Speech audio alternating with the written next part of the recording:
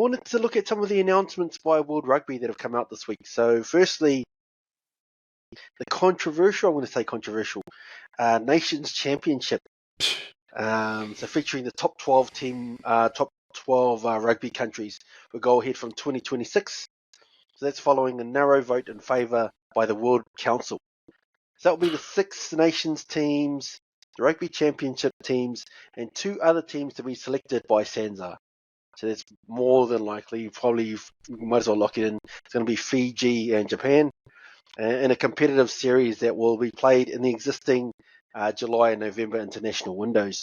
Now, this series will be played in alternate years, so not to impact the World Cup preparations and also to protect the Lions tours, but it will lock out Tier 2 nations such as Samoa, we spoke about last week, Georgia, Portugal, who all made an impact at this World Cup. So the 12 top division teams will be locked in until 2032, and then promotion and relegation from into a second division will begin. What, so, in 2032? Yeah, 2032. That's when the promotion and relegation will begin. So the series format will see a grand final played in Europe in November during the year that it operates. So, Roger, mate, I'll come to you first, mate, because you made a good point last week when we spoke about Samoa's World Cup campaign. So you mentioned they only played 12 games, 12 tests in that World Cup cycle, and only 2 against Tier 1 nations, and sort of lamented the fact that it was a poor build-up for them. But does this new nations tournament make things worse for Tier 2 nations to get more games? Absolutely. And, ultimately improve those rugby nations. So, can you talk us through that? I think, not only is it a slap in the face for the Tier 2 nations, but then all of a sudden, so because of, Fiji, are they now being labelled a Tier 1 nation because of their performance at this current World Cup? Because they're still deemed a Tier 2 nation despite their results. They're just a Tier 2 nation doing well. But now, if they're locking it in for the Tier 1 nations, then does that deem them as have they all of a sudden become a Tier 1 nation from their performances here? But again, it's probably not going to do Chile any good. What's that say for a team like Chile who's just made a World Cup? And then they're going to start a promotion relegation in 2032. What to support? Just the same way that they protected Italy for the Six Nations. Yep. They're not being able to be relegated into a Tier 2 Six Nations that does exist, with the likes of Holland, with the likes of Germany and Belgium waiting in the wings. Obviously, they're not going to be able to compete with Tier 1, but Italy should be a Tier 2 nation too. They should be in that second tier.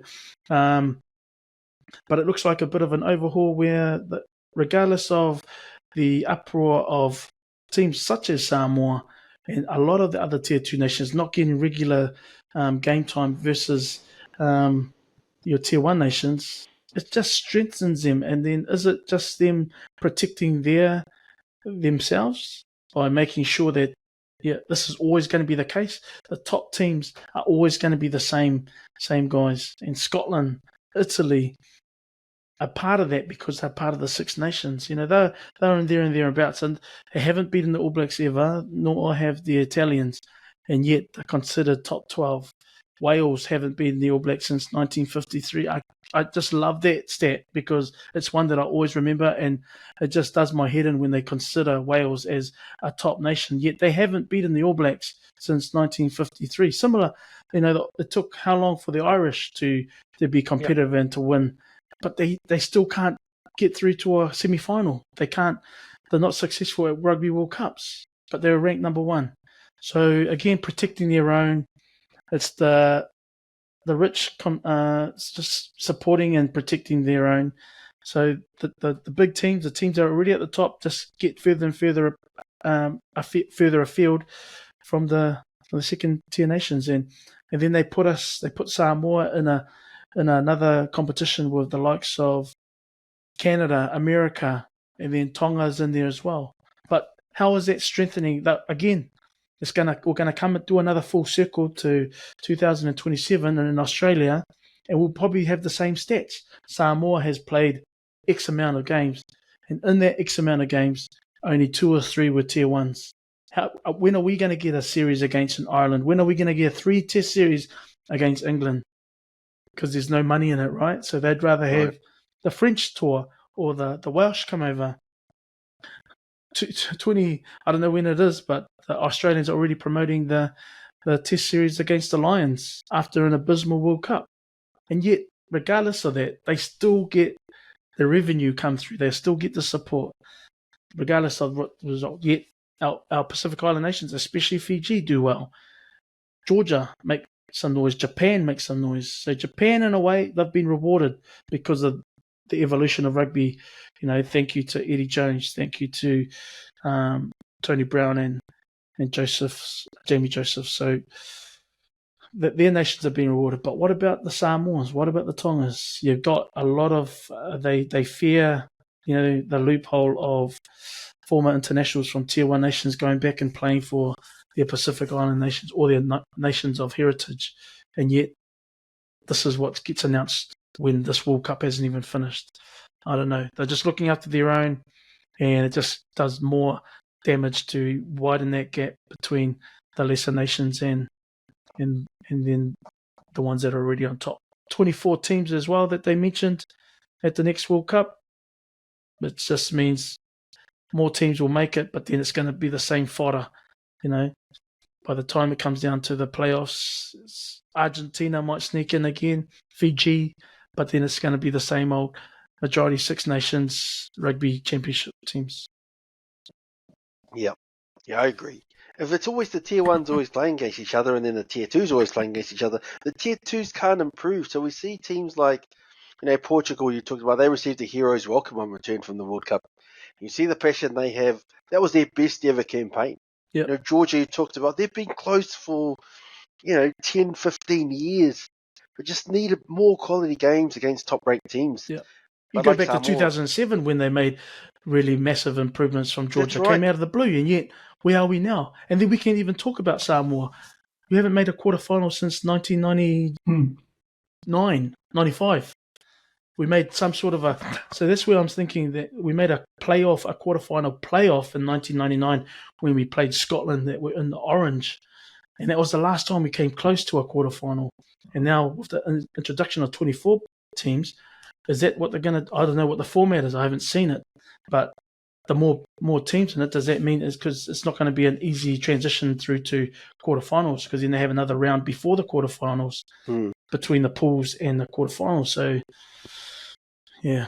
It's going to be a case of the top two from each pool, depending on how many pools, and then maybe the best third place finishes, something like that. I'm not sure. Yeah, I think that's going to be correct. So 6 pools of 4. The top 2 from each pool get through, so that's 12. And then four the best third places will get through to make that round of 16 before the quarters. So it's getting quite messy. But if they have that gap between the Tier 1 and the Tier 2s, it's going to be... We know who's going to be going through. We already know who's going to be going through, like you mentioned. But Joy, mate, I'll get you in touch on this because I'm just reading from an article here.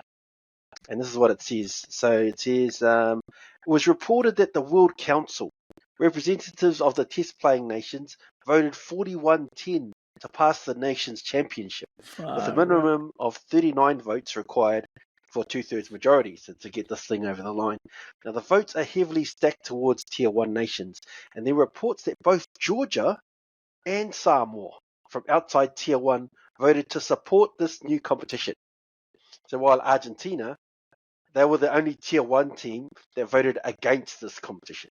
And I've got a quote here from Daniel Leo, one of the great fighters for Tier 2 nations. And he said, if what I'm hearing is true and the Samoa Union helped vote this through, then I'd better soon be hearing of some massive trade-off that justifies this. Something of the scale of World Rugby funded on-island Super Rugby team like Fiji got for voting in Beaumont against Peugeot. So Samoa were one of the ones who helped to get this across the line. And hoping to get included. Which is a bit of a funny one. Have you got any thoughts on that, Joey, and what do you think this competition is going to mean for the have-nots, I guess? I'm of the same mind as the South America Rugby president, Sebastian Pinheiro. he warned that the new competitions will kill rugby, and it'll only, like you say, Rog, it'll only enrich the tier 1 teams. Because let's be real here, right? Let's be real. You look deeper into these types of things and the way the decisions are made and how these competitions are structured. That's the true intention of it. It's to further enrich tier 1 teams. They talk about globalization. They always harp on their globalization, pay lip service to all us tier 2 nations and tier 2 nation fans. Yet, when you look deeper into it, the very nations that they say they're going to help are the very nations who, sure, they may get some kind of funding as I guess a backhanded gratitude towards their vote. I for one would like to know how Samoa and Japan came to the decision to vote it in, because right now there's no transparency as to why nations went through the voting the way they did. Obviously, Japan, Fiji, Samoa, Tonga, States, Canada, they all voted it in.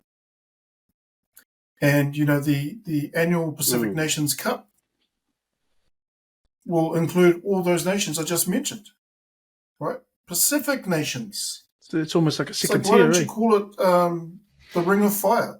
Or why don't you call it something else? Don't call it Pacific nations. But technically, it's a tier 2. It's a tier 2 of this other level. Like, how can you have? Like, it's not even my that. argument is, how can you have a Pacific Nations Cup that includes United States and Canada, but not Argentina? Exactly. So Argentina should be there. You've got the Americas there. So why aren't they in there? But then you've got Canada and America not even qualifying for this edition, right? So they're not good enough. So they'll put them in there. Yet they're a superpower in their own right, apparently, with the MLR. So how long are we going to wait for this beast of America to wake up and take the world by storm? But they're still... The Eagles can't seem to even qualify for World Cup these days. And they're hosting one in 2 World Cups' time. It's like, oh my God, what's this Rugby World coming to? Right? So, yeah, I get that, they see it as attractive. The people who made the decision, the people who voted it in, 12 teams, including the Six Nation sides, the Rugby Championship sides, and 2 teams from, 2 teams to be Japan and Fiji to make up that 12. It's like, okay, immediately saying all those nations that are involved immediately shuts out anyone else. And like you say, Rog, it should put more focus on tier 2 nations, and it should put a nation like Italy in the tier 2 competitions. Absolutely agree. Wales haven't they haven't pulled their weight as a tier 1 nation. Every now and then they get a win here and there against an England or, some kind of side. But, mate, the inconsistency is real. So, yeah, they're proposing to start these things in 2026. And then that promotion relegation stuff is supposed to start from 2030. It's 2032. 20, what? It's what the heck? 20, what? How did they come up with that stuff? You guys are definitely over there at the World Rugby Council. You guys are definitely not for the tier 2 or tier 3 nations. You're for tier 1. That's all you're there for. And their exclusion speaks volumes there. And I just saw this article from Clive Woodward talking about it as well. So he's saying that they've missed an opportunity and saying that they're just protecting their own. It's the top teams looking after the top teams, and then all these, and then you've got he's happy for Fiji for getting included as well as Japan, but then what about Samoa and Tonga, who have recently been boosted by the change in eligibility rules with the former Tier 1 internationals coming now and playing. But then they're still in their, twilight years when they come over. And so, but then by 2032, Samoa's going to have lost a lot of those players. Tonga's going to have lost. A lot of those guys won't be around for this competition to have a chance of getting into the Tier 1 of this World League competition if they're only going to have, 8 years later that they have a relegation? Again, protecting Italy. So I don't know what Italy brings to the table here, but man, they must have a lot of resources tied up here because, they're not giving what Tier 2 nations deserve, and they're definitely not closing the gap, as we've already mentioned. But yes, and Clive Woodward makes a good point. He says, let's not forget England beat Samoa only by a point. Fiji lost to Portugal, and while Georgia misfired at this World Cup, they beat Italy and Wales just last year. So, Georgia have had some results. Samoa have had some good results, and so have Fiji. But then Fiji, on a bad day like they did against Portugal get a result, their first ever World Cup win. But then, despite celebrating those little milestones, it's a slap in the face again when they announced this. Yeah.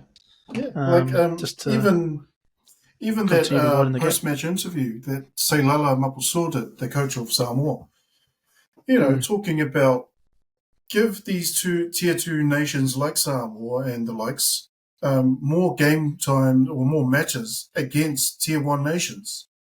And you'll start to level up the playing field. Whereas, you get the same predictable results at these World Cup tournaments if you don't do those types of things, because when you're consistently playing against good competition, you either become good or you're at least in that environment that will allow you to grow and change and scale your nation's infrastructure so that we can compete with these guys on a regular basis.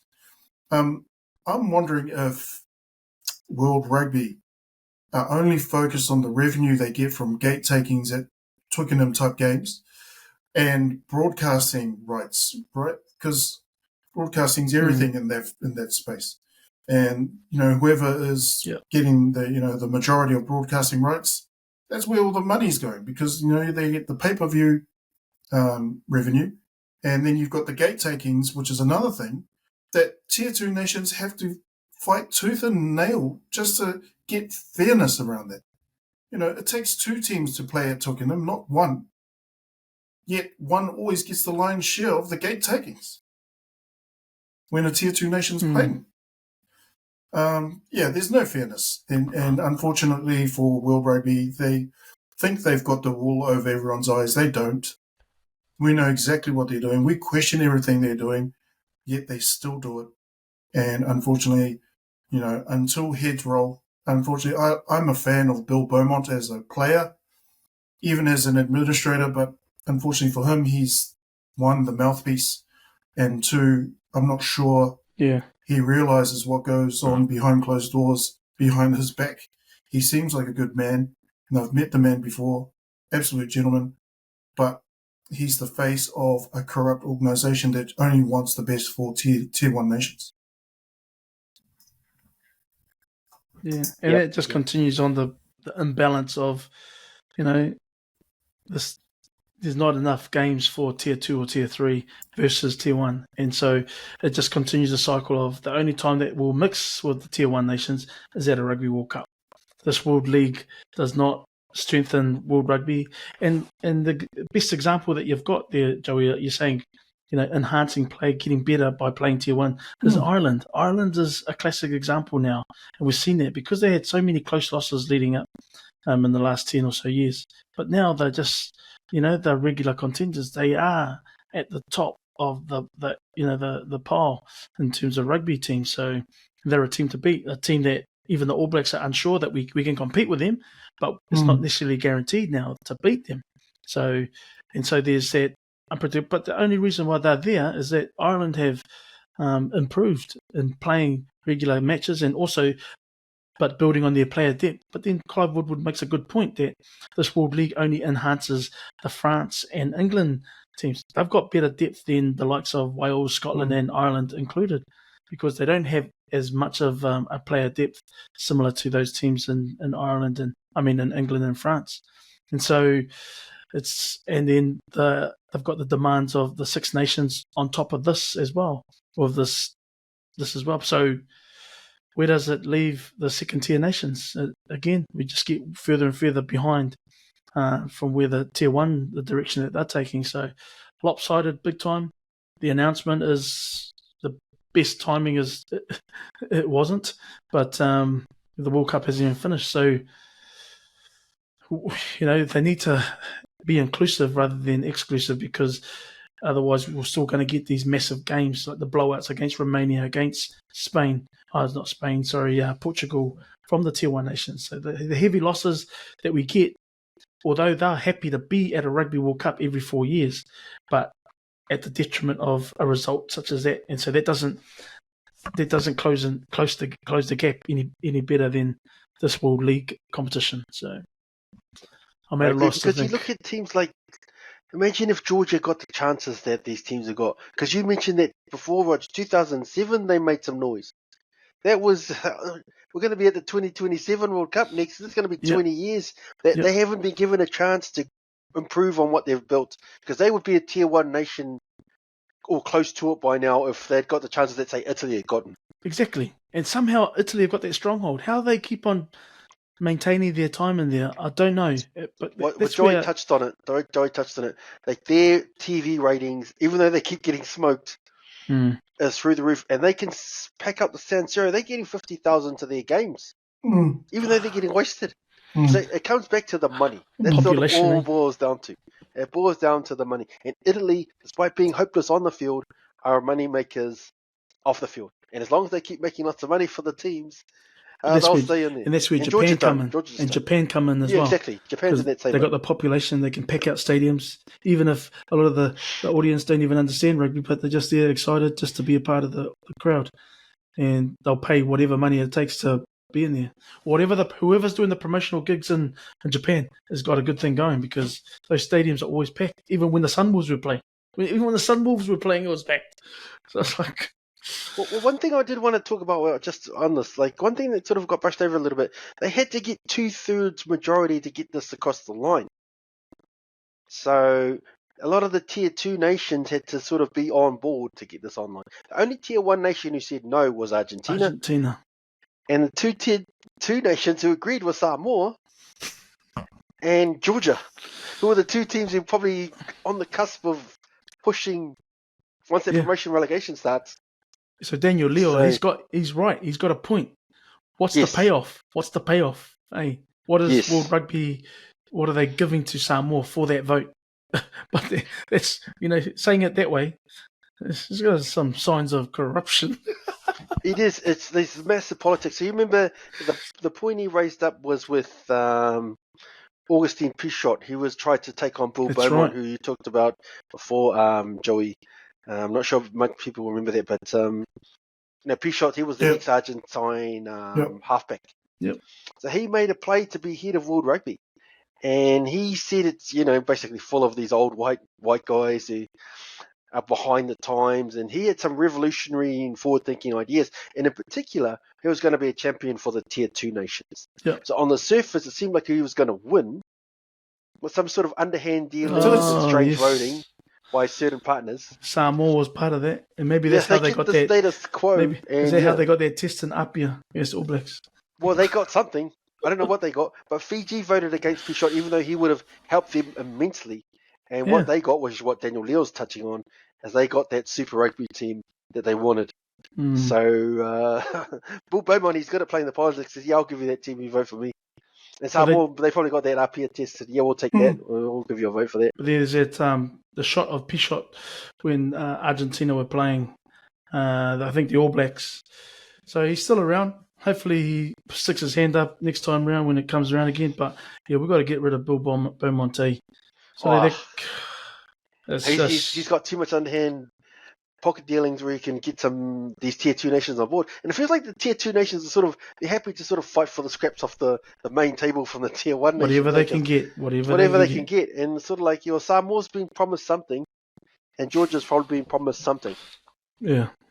because this doesn't benefit them at all, this campaign. So they're obviously going to get something out of it. But that's probably a bit disappointing. And we'll follow that through a bit closely. But Rod, Joey, mate, I'll come back to a point you touched on. The Pacific Nations Cup has been announced. So it's not all lost for the Tier 2 nations. There's that new Pacific Nations Cup competition, which will be launched from next year. So it's involving Canada, Fiji, Japan, Samoa, Tonga, and USA. Mate, you got any thoughts on that one there, Joey? Mate, I'll give you a word on that one. Oh, I think you might have touched on it a little bit already, but in terms of a team that has had enough top quality games, Japan and Fiji would probably be the top of the stack of all those nations. Unfortunately for USA, they're in a rebuilding phase. And then unfortunately for Tonga and Samoa, they had talent they could have really done well with or made a dent in this World Cup with. But, they were a little bit underwhelming, if you like, and didn't produce the results just like, maybe Georgia did, if you're talking about a European nation. I think Samoa and Tonga definitely need to figure out better ways to have consistent quality games. I'm not sure how much time these older players have left, the ones that, they've come from All Black environments or have come from better playing competitions overseas. But look, it's one of those competitions where I think if they structure it well in terms of the draws, in terms of the logistics of it all, and all these nations start playing top quality footy and play against a tier 1 nation every now and again in and around that competition and not just relying on that competition, I think those teams can get better. I think Japan and Fiji definitely need to keep playing more against the tier 1 nations in order to have better results and better standings at World Cups to come. And it's up to the Tongas and the Samoas, the USAs and the Canadas to close that gap to where Tonga and Japan are. And, relying on a Pacific Nations Cup competition isn't going to do it, I don't think. Not at this point. Maybe in 20 years' time, but not right now.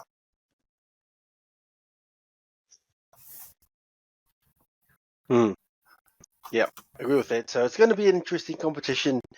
And, I don't know how much better Samoa's going to get playing against Canada and USA and these types of teams. So we'll see how that all unfolds. Mate, Roger, you got any thoughts on that Pacific Nations Cup?